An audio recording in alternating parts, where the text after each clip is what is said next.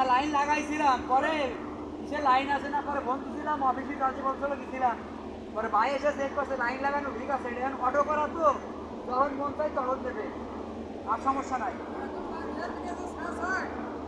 না না না না, অটো করা তো যখন ব্যাটারি চার্জ কমে যাবে তখন হবে। লাগানো ঠিক আছে, লাগানো ঠিক আছে, সমস্যা নাই কোনো। সাবধান